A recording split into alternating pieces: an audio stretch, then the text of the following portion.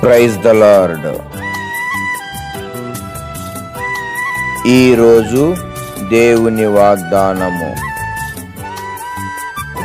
నేను నిన్ను ఏర్పరచుకొని ఉన్నాను. హగ్గయి గ్రంథము 2వ అధ్యాయము 23వ వచనము.